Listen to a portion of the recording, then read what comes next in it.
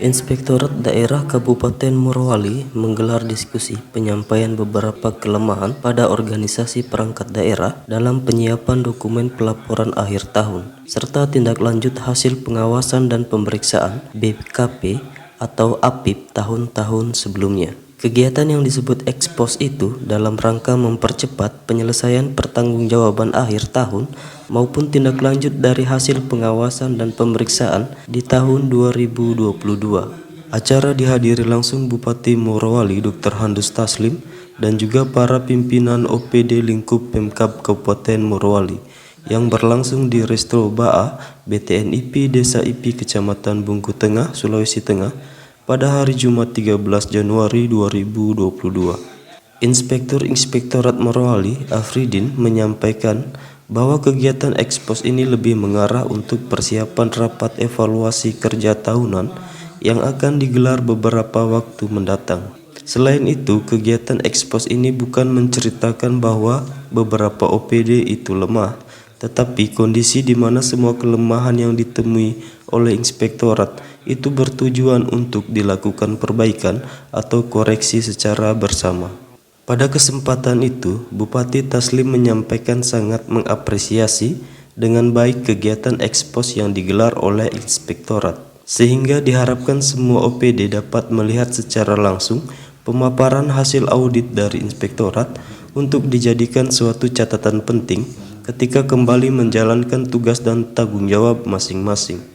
Mengakhiri sambutannya, Taslim juga berpesan agar pihak OPD dan inspektorat terus menjalin koordinasi dan kolaborasi dengan baik, khususnya dalam menyediakan data pendukung dari OPD kepada pihak inspektorat.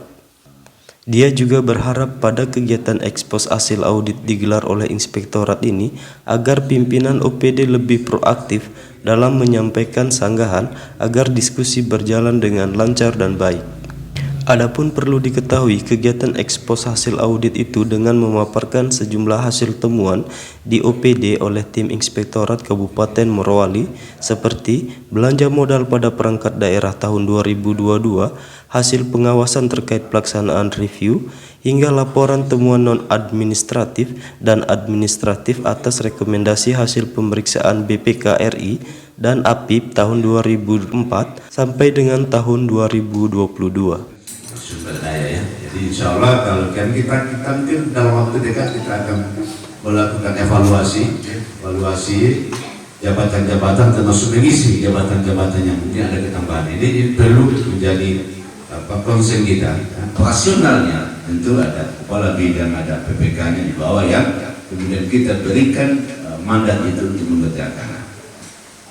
Ini yang perlu dievaluasi. Suka tidak suka, kita harus mengevaluasi supaya betul-betul kita menempatkan orang yang kita sendiri meyakini bahwa dia mampu mengemban tugas kita. Minimalisir ya. Jadi tentu bapak-bapak selaku kepala dinas juga menjadikan juga sebagai pertimbangan integritas ini ya.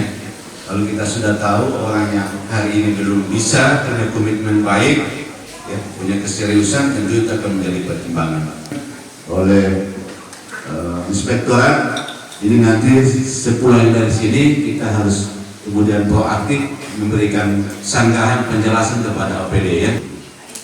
Bagaimana kalau APBD 1,9 triliun? Bapak Ibu tidak sadar bahwa beban kerja kita di depan semakin bertambah. Jadi besaran APBD itu akan menggambarkan beban kerja kita. Jadi jangan kita kemudian gembira, senang bahwa APBD naik. Nah, seharusnya kita harus berpikir lagi bahwa ini beban kerja saya banyak, kan? Tanpa menambah jam, tapi kita bisa menyelesaikan pekerjaan yang lebih besar banyak. Kalau kita mengerjakan 1,4 triliun dengan 8 jam, maka bagaimana kita buat inovasi sehingga 8 jam juga bisa cukup untuk bagaimana kita mengelola dana 1,9 triliun, kan?